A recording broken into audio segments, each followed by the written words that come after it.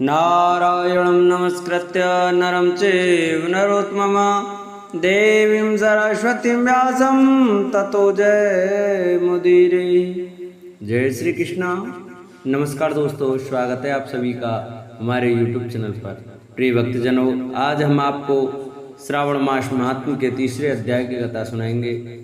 उसको सभी भक्तजन बड़ी श्रद्धा भाव और प्रसन्नचित मन से सुने, क्योंकि भगवान शंकर को श्रावण मास बहुत ही प्रिय है। इसलिए हमको श्रावण मास महात्म्य की कथा अवश्य सुननी चाहिए। आइए भक्तों, कथा को प्रारंभ करते हैं। उससे पहले जो भी भक्त हमारे चैनल पर नए जुड़े हैं, जिन्होंने अभी तक हमारे चैनल को सब्सक्राइब नहीं किया है, वो चैनल को सब्सक्राइब करें, वीडियो को लाइक करें और कमेंट में ओम नमः शिवाय, ओम उमा महेश्वराय नमः अवश्य लिखें। श्रावण माह में की जाने वाली भगवान शिव की लक्ष्य पूजा का वर्णन। सनत कुमार बोले, हे भगवान, आपने श्रावण मासों का संक्षिप्त वर्णन किया है। हे स्वामिन, इससे हमारी तृप्ति नहीं हो रही है, अतः आप कृपा करके विस्तार से वर्णन करें, जिसे सुनकर हे सुरेश्वर मैं कृतकृत्य हो जाऊंगा। भगवान शंकर बोले, हे योगीश, जो बुद्धिमान नक्त व्रत के द्वारा श्रावण मास को व्यतीत करता है, वह 12 महीनों में नक्त व्रत करने के फल का भागी होता है। नक्त व्रत में दिन की समाप्ति के पूर्व सन्यासियों के लिए एवं रात्रि में गृहस्थों के लिए भोजन का विधान है। उसमें सूर्यास्त के बाद की 3 घड़ियों को छोड़कर नक्त भोजन का समय होता है। सूर्य के अस्त होने के पश्चात 3 घड़ी संध्या काल होता है। संध्या बेला में आहार, मैथुन, निद्रा और चौथा स्वाध्याय, इन चारों कर्मों को त्याग कर देना चाहिए। गृहस्थ और यति के भेद से उनकी व्यवस्था के विषय में मुझसे सुनिए। सूर्य के मंद पड़ जाने पर जब अपनी छाया अपने शरीर से दोगुनी हो जाए, उस समय के भोजन को यति के लिए नक्त भोजन कहा गया है। रात्रि भोजन उनके लिए नक्त भोजन नहीं होता है। तारों के दृष्टिगत होने पर विद्वानों ने गृहस्थ के लिए नक्त कहा है। यति के लिए दिन में 8वें भाग के शेष रहने पर भोजन का विधान है। उसके लिए रात्रि में भोजन का निषेध किया गया है। गृहस्थ को चाहिए कि वह विधि पूर्वक रात्रि में नक्त भोजन करे, और यति, विधवा तथा विदुर व्यक्ति सूर्य के रहते नक्त व्रत करे। विदुर व्यक्ति यदि पुत्रवान हो तब उसे भी रात्रि में ही नक्त व्रत करना चाहिए। अनाश्रमी हो अथवा आश्रमी हो अथवा पत्नी रहित हो अथवा पुत्रवान हो, उन्हें रात्रि में नक्त व्रत करना चाहिए। इस प्रकार बुद्धिमान मनुष्य को अपने अधिकार के अनुसार नक्त व्रत करना चाहिए। इस मास में नक्त व्रत करने वाला व्यक्ति परम गति प्राप्त करता है। मैं प्रातःकाल स्नान करूंगा, ब्रह्मचर्य व्रत का पालन करूंगा, नक्त भोजन करूंगा, पृथ्वी पर सोऊंगा और प्राणियों पर दया करूंगा। हे देव, इस व्रत को प्रारंभ करने पर यदि मैं मर जाऊं तो हे जगतपते, आपकी कृपा से मेरा व्रत पूर्ण हो। ऐसा संकल्प करके बुद्धिमान व्यक्ति को श्रवण मास में प्रतिदिन नक्त व्रत करना चाहिए। इस प्रकार नक्त व्रत करने वाला मुझे अत्यंत प्रिय होता है। ब्राह्मण के द्वारा अथवा स्वयं ही अति रुद्र, महारुद्र अथवा रुद्र मंत्र के महीने भर प्रतिदिन अभिषेक करना चाहिए। हे वत्स, मैं उस व्यक्ति पर प्रसन्न हो जाता हूँ, क्योंकि मैं जल धारा से अत्यंत प्रीत रखने वाला हूँ। अथवा रुद्र मंत्र के द्वारा मेरे लिए अत्यंत प्रीतकर होम प्रतिदिन करना चाहिए। अपने लिए जो भी भोज्य पदार्थ अथवा सुखोप भोग की वस्तु अतिप्रिय हों, संकल्प करके उन्हें श्रेष्ठ ब्राह्मण को प्रदान करके स्वयं महीने भर उन पदार्थों का त्याग करना चाहिए। हे मुनि, अब इसके बाद उत्तम पूजा विधि को सुनिए। लक्ष्मी चाहने वाले अथवा शांति की इच्छा वाले मनुष्य को लख वेलपलवों, पत्रों या लक्ष्य दूर्वा दलों से शिव की पूजा करनी चाहिए। आयु की कामना करने वाले को चंपा के लक्ष्य पुष्पों तथा विद्या चाहने वाले व्यक्ति को मल्लिका या चमेली के लक्ष्य पुष्पों से श्री हरि की पूजा करनी चाहिए। शिव तथा विष्णु की प्रसन्नता तुलसी के दलों से सिद्ध होती है। पुत्र की कामना करने वाले को कटोरी के दलों से शिव तथा विष्णु का पूजन करना चाहिए। बुरे स्वप्न की भांति शांति के लिए धान्य से पूजन करना प्रशस्त होता है।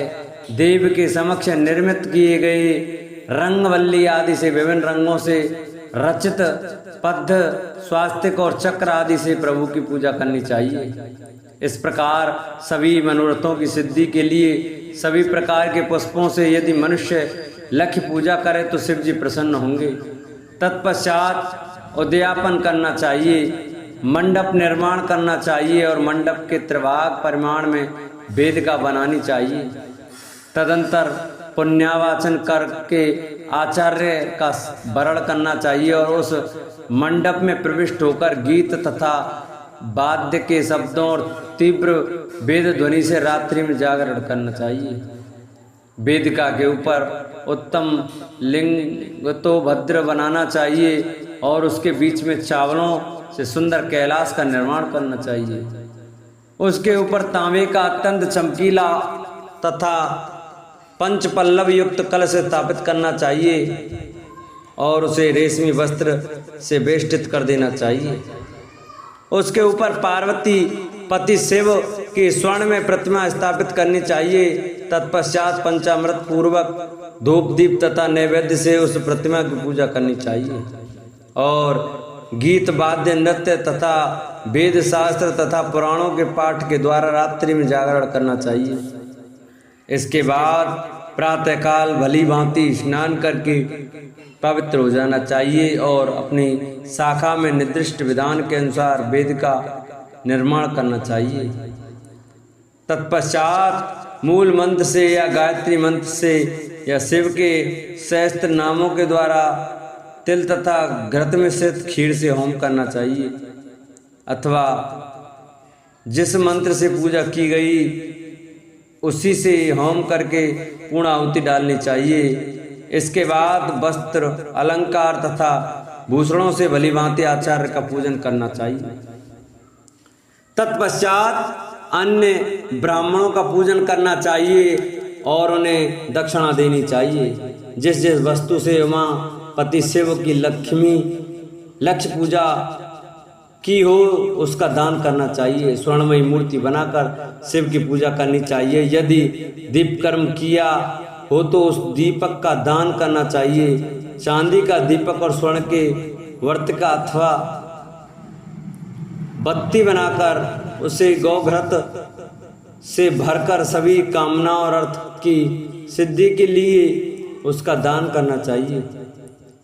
इसके बाद प्रभु से क्षमा प्रार्थना करनी चाहिए और अंत में 100 ब्राह्मणों को भोजन कराना चाहिए। हे मुने, जो व्यक्ति इस प्रकार पूजा करता है मैं उस पर प्रसन्न होता हूँ। उसमें भी जो श्रावण मास में पूजा करता है उसका अनंत फल मिलता है। यदि अपने लिए अत्यंत प्रिय कोई वस्तु मुझे अर्पण करने के विचार से इस मास में कोई त्यागता है तो अब उसका फल सुनिए। इस लोक में तथा परलोक में उसकी प्राप्ति लाख गुना अधिक होती है। सकाम करने से अविल्य सत्य सिद्धि होती है और निष्काम करने से परम गति मिलती है। इस मास में रुद्राभिषेक करने वाला मनुष्य उसके पाठ की अक्षर संख्या से एक एक अक्षर के लिए करोड़ करोड़ वर्षों तक रुद्रलोक में प्रतिष्ठा प्राप्त करता है। पंचामृत का अभिषेक करने से मनुष्य अमृत प्राप्त करता है। इस मास में जो मनुष्य भूमि पर शयन करता है उसका फल भी मुझसे सुनिए। द्विज श्रेष्ठ यह मनुष्य 9 प्रकार के रत्नों से जड़ी हुई सुंदर वस्त्र से आच्छादित बिछे हुए कोमल गद्दे से सुशोभित देश तकियों से युक्त रम्य स्त्रियों से विभूषित रत्न निर्मित दीपों से मंडित तथा अत्यंत मृदु और गरुणाकार मणि निर्मित अथवा हाथी दांत की बनी हुई अथवा चंदन की बनी हुई उत्तम तथा शुभ सैया प्राप्त करता है। इस मास में ब्रह्मचर्य का पालन करने से वीर की दृढ़ पुष्टि होती है। ओज बल शरीर की दृढ़ता और जो भी धर्म के विषय में पारक होते हैं वह सब उसे प्राप्त हो जाता है। निष्काम ब्रह्मचर्य व्रत को साक्षात ब्रह्म प्राप्ति होती है और सकाम को स्वर्ग तथा सुंदर देवांगनाओं की प्राप्ति होती है। इस मास में दिन रात अथवा केवल दिन में अथवा भोजन के समय मौन व्रत धारण करने वाला ही महान वक्ता हो जाता है। व्रत के अंत में घंटा और पुस्तक का दान करना चाहिए। मौन व्रत के मात्सल्य से मनुष्य सभी शास्त्रों में कुशल तथा वेद वेदांग में पारंगत हो जाता है तथा बुद्धि में बृहस्पति के समान हो जाता है। मौन धारण करने वाले का किसी से कलह नहीं होता है। मौन व्रत अत्यंत उत्कृष्ट है। इस प्रकार आज का तीसरा अध्याय पूरा हुआ।